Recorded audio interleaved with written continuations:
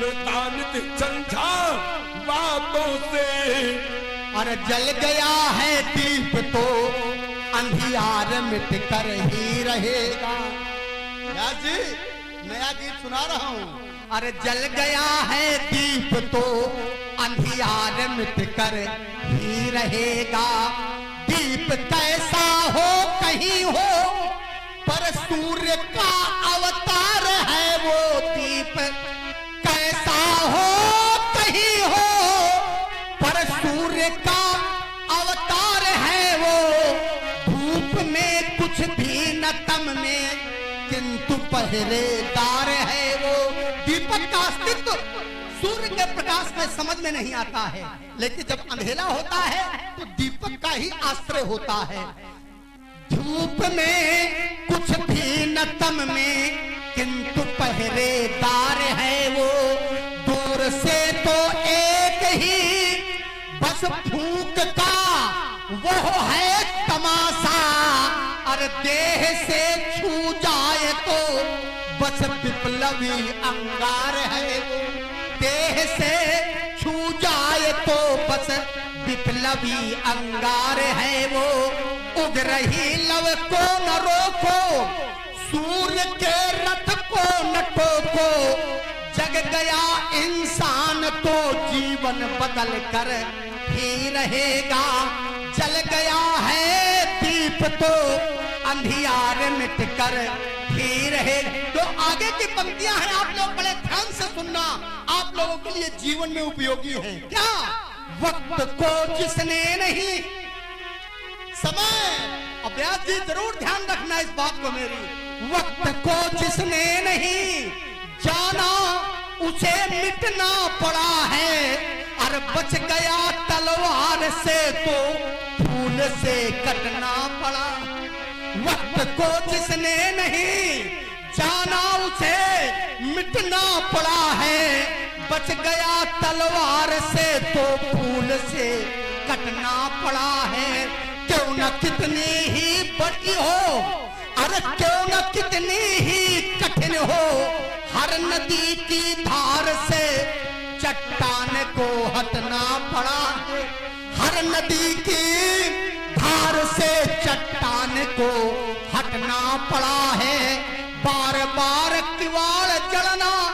एक ऐसा भी समय आया कोई किसी से मिलना नहीं चाहता था, जिसके लिए लोग प्राण देते हैं, मेरा पुत्र है, मेरा परिवार है। लेकिन ऐसा कालखंड आया कि कोई देखना तक नहीं चाहता था। बार बार किवाड़ जड़ना ये व्यर्थ था दीवार गढ़ना, क्योंकि वो रोग ऐसा था। बार बार किवाड़ जड़ना व्यर्थ था दीवार गढ़ना, क्योंकि मृत्तिका के हाथ में जीवन मचल कर ही रहेगा। जल गया है दीप तो अंधियार मिट कर ही रहेगा। क्या कहा सुमित्रानंद कि एक समय ऐसा भी आया कि जब किमाड़ लोगों ने चढ़ लिए। ऐसा तो समय कभी नहीं आया। ये तुम्हें किसने बता दिया? आया था क्या? क्यों आया था? अच्छा जी, कोरोना के कारण आया था। हमें आदरणीय मंडलाधीश महोदय ने बताया, इनके कारण ये आया था। ठीक कहा तुमने, कोरोना के कारण आया था। हम इस धरती पर वेद पाठी भवेद विप्रा के सिद्धांतानुसार ब्राह्मण संस्कारात उच्चते के अनुसार द्विज, ब्रह्मदानात ब्राह्मण के अनुसार ब्राह्मण। तो हम द्विज भी हैं, हम ब्राह्मण भी हैं, हम विप्र भी हैं, और हम सुनि मुनि बचन लखन मुस्काने, हम मुनि भी हैं। श्रीमद् भागवत पुराण नवम स्कंद के 16वें अध्याय के 31वें श्लोक में आया क्या? एवं भृगसु भगवान विश्वात्मा हरि ईश्वरा। तो हम हरि भी, हम प्रभु भी, और हम ईश्वर भी। तो हम सब कुछ है, हरि भी, ईश्वर भी, भगवान भी, ब्राह्मण भी, हम सब कुछ है। और ये ग्रंथ कहता है कि सब कहे, अरे सब कहे निंदा चलो करही चमका अब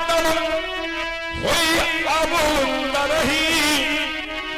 हम सब कुछ है और हमारा तुम अपमान भी करते हो और हमारे कथन की तुम निंदा भी करते हो। तो लक्ष्मण तुम जब मरोगे तो चमगादड़ बनोगे और जब चमगादड़ बनोगे तो वैज्ञानिकों ने बताया था कि जो कोरोना का विषाणु है ये चमगादड़ से ही पैदा हुआ है। तो चमगादड़ ही इसकी मूल जड़ में है। तो कोरोना तुम्हारे कारण से आएगा और किसी के कारण से नहीं। तो इसके मूल जड़ में हो तुम। इसलिए तुमने कहा मैं नया गीत सुना रहा, तुम नया और हम सुनाएंगे पुराना।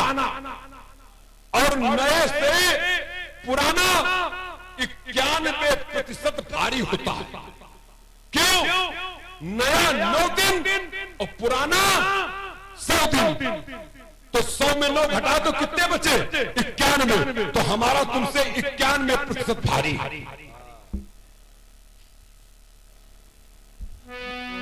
और हम पुराना सुनाएंगे। ये पुराने संसार में आता और आकर के इसी संसार से एक दिन विदा हो जाता, उसे बोध नहीं होता आने का औचित्य क्या रहा और जाने का औचित्य क्या होगा। अरे कहां से आए कैसे आए ये किसी को मालूम नहीं। कौन बूंद मोती बन जाए मेरे को मालूम नहीं। आकर प्राणी इस धरती पर, आकर प्राणी इस धरती पर नाना कर्म वाह करता है। और साथ साथ इस वसुंधरा में अपना उदर वो भरता है।